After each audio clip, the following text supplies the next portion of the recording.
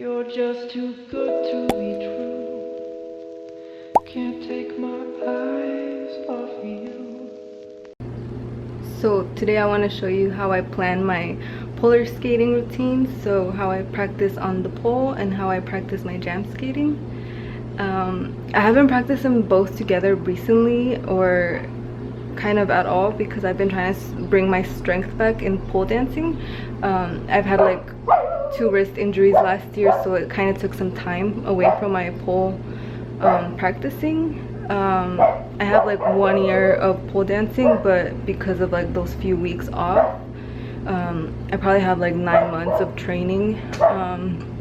But yeah, so like I like to make my room feel like half my room and then the other half is my studio. So I'm gonna show you guys what I do to warm up, and I'm gonna take you guys with me while I do my polar skate routine today. So first I start by stretching and just warming up my body. So with pole dancing, you end up using so many muscles in your body and so many different movements, so you want to be as warm as possible to prevent any injuries. This is fast. This is sped up, so it looks funny. Anything sped up looks funny. I make sure to warm up legs, arms, neck, stretch muscles, and then just get your heart racing and pumped to like start doing something, because this should be something fun for you and not a chore or a workout. This is something fun for me.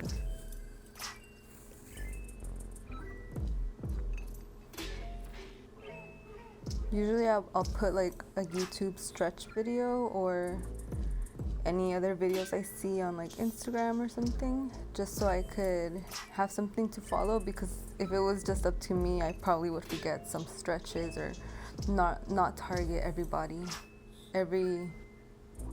part.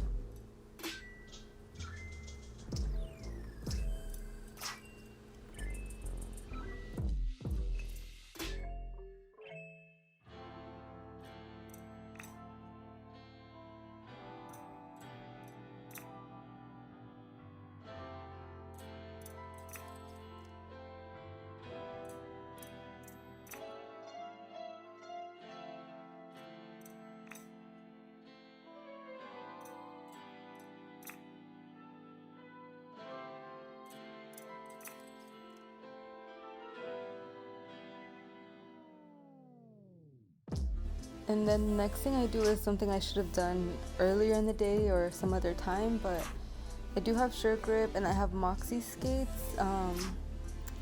My sure grips, I still use the wheels that it came with. I forget the hardness or the softness of the wheels. I'll look it up on their website, but I do feel like they are too sticky on my floor, so I'm switching out my Moxie, the ones I use for skate park, the Fun Day wheels onto these sure grips, and I'm also putting Powerdyne toe stops because I feel like the dance plugs didn't end up working out for me. Like, I was too afraid to do anything, and I'm just adding some added safety for myself.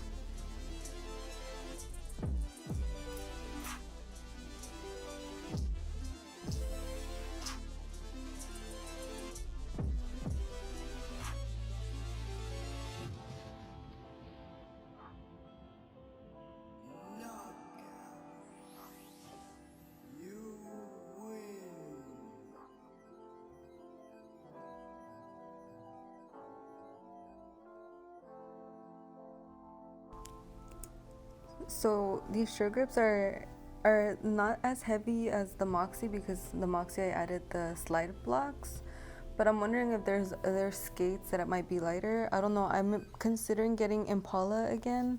I have some thoughts about the company itself, but I might consider using or buying some Impala skates just for dancing, because I don't recommend them for skate park, but if I just use it on my floor indoors, I think it might be worth it for $95. I'm gonna start thinking about what color I want, and I'll start talking to some local shops.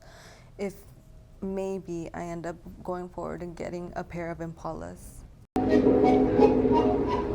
So I just switched out the wheels to the Fun Days on these skates, and then I had the dance plugs on here, but I think that's a little too advanced for me right now, so I switched them out to this. I'm gonna switch out my other skate. So usually what I do is for the week I try to have a focus, so I've been really focusing on ballerina spin. I already know Around the World, and then twisted grip backstag is almost similar hand positioning, so I'm working on both of these. And then for skating, crazy legs, I watched Moxie's and Estrogen's tutorial. I still need to work on that one. I think that one's gonna take a while. And then these are some guayabas that fell from the tree. I fucking love guayabas, so I'm gonna wash these and eat them. I'm also propagating, I think that's how you say it, propagating some succulents. I've watched various YouTube videos, and I think some of them say it takes months to see some growth. I picked them out and then I let them dry so I could form little calluses, and then I put them on the soil and I spray them with water. Just once a day. I'm gonna look up some videos on how to propagate this plant because I want to have a lot of plants in my room.